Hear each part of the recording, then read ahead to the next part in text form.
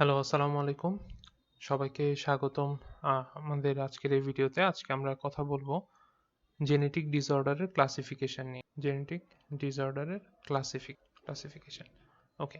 So genetic ডিসঅর্ডারকে আমরা ৩ টা ভাবে ক্লাসিফাই করব। ১ নাম্বার হচ্ছে genetic disorder involving single gene defect. Single gene এটার আরেকটা নাম বা যে নামটা আরও বেশি ইম্পর্ট্যান্ট সেটা হচ্ছে মেন্ডেলিয়ান ডিসঅর্ডার। সেকেন্ডলি এটা হচ্ছে সাইটোজেনিক ডিসঅর্ডার। সাইটোজেনিক ডিসঅর্ডার সাইটোজেনিক ডিসঅর্ডার একটা নাম হচ্ছে যে ক্রোমোজোমাল। থার্ডলি আমরা বলবো কমপ্লেক্স মাল্টিজেনিক অথবা হচ্ছে মাল্টিফ্যাক্টোরিয়াল ডিসঅর্ডার। সো যে সাইটোজেনিক আর একটা হচ্ছে যে complex multigenic disorder, complex multigenic disorder or multifactorial disorder. Okay, so এখন আমরা প্রথমে যে বিষয়টা নিয়ে ডিসকাস করব সেটা হচ্ছে সিঙ্গেল জিন ডিসঅর্ডার। সিঙ্গেল জিন ডিসঅর্ডারের মধ্যে আমরা দেখব যে এখানে 4টা ভ্যারিয়েন্ট আছে। মেন্ডেলিয়ান ডিসঅর্ডারের মধ্যে 4টা টাইপস আছে। 1 নাম্বার কথা হচ্ছে যে অটোজোমাল, দুইটা হচ্ছে অটোজোমাল অ্যান্ড দুইটা হচ্ছে যে সেক্স লিঙ্কড। অটোজোমালের মধ্যে প্রথম হচ্ছে অটোজোমাল ডমিনেন্ট ডিসঅর্ডার, দেন হচ্ছে যে অটোজোমাল রিসিসিভ ডিসঅর্ডার। সেক্স লিঙ্কডের মধ্যে সেক্স লিঙ্কড ডমিনেন্ট ডিসঅর্ডার এবং sex linked recessive disorder. Okay, so now let's come to the point number 2. Point number 2 হচ্ছে যে এই সাইটোজেনিক ডিসঅর্ডার বা ক্রোমোজোমাল ডিসঅর্ডার। সাইটোজেনিক ডিসঅর্ডার বা ক্রোমোজোমাল ডিসঅর্ডারের মধ্যে আইদার ক্রোমোজোম অ্যাড হচ্ছে অথবা ক্রোমোজোম ডিলিট হয়ে যাচ্ছে, এটার জন্য যে ডিসঅর্ডারগুলো হয় সেটাই হচ্ছে যে সাইটোজেনিক ডিসঅর্ডার। সাইটোজেনিক ডিসঅর্ডারকে আমরা এখানেও আমরা দুই ভাগে ভাগ করতে পারি। একটা হচ্ছে ইনভলভিং হচ্ছে ইনভলভিং সেক্স ক্রোমোজোম।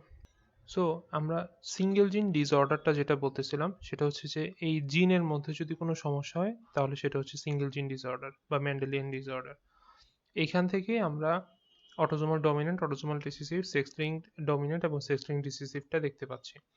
আর সাইটোজেনিক ডিসঅর্ডার বা ক্রোমোজোমাল ডিসঅর্ডারটা এটা কিন্তু এই ক্রোমোজোমগুলোর মধ্যে যদি সমস্যা হয় তখন সেটা হচ্ছে যে ক্রোমোজোমাল ডিসঅর্ডার।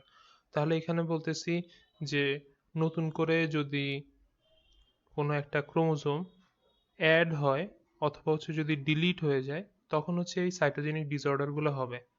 যদি এই অ্যাডিশন বা ডিলিটেশনের ব্যাপারটা যদি আমরা অটোজোমের মধ্যে দেখি তাহলে সেটা ইনভলভিং অটোজোম, আর যদি সেক্স ক্রোমোজোমের মধ্যে দেখি তাহলে সেটা ইনভলভিং সেক্স ক্রোমোজোম। তাহলে অটোজোমের মধ্যে আমরা দেখি যে খুব গুরুত্বপূর্ণ 3টা ডিজিজের নাম আমরা এখান থেকে পড়ব। একটা হচ্ছে ডাউন সিনড্রোম, একটা হচ্ছে এডওয়ার্ড সিনড্রোম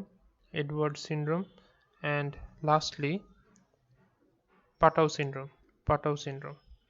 ডাউন সিনড্রোমে 21 নম্বর ক্রোমোজোমটা অ্যাড হয়। এডওয়ার্ড সিনড্রোমে 18 নম্বর ক্রোমোজোমটা, নতুন করে একটা 18 নম্বর ক্রোমোজোম অ্যাড হচ্ছে। আর পাটাউ সিনড্রোমে নতুন করে একটা 13 নম্বর ক্রোমোজোম অ্যাড হচ্ছে। তার মানে নর্মালি তো 21 নম্বর ক্রোমোজোম 2টা থাকে, ডাউন সিনড্রোমে 21 নম্বর ক্রোমোজোম 3টা থাকবে, এডওয়ার্ডে 18 নম্বর ক্রোমোজোম 3টা থাকবে, পাটাউতে 13 নম্বর ক্রোমোজোম 3টা থাকবে।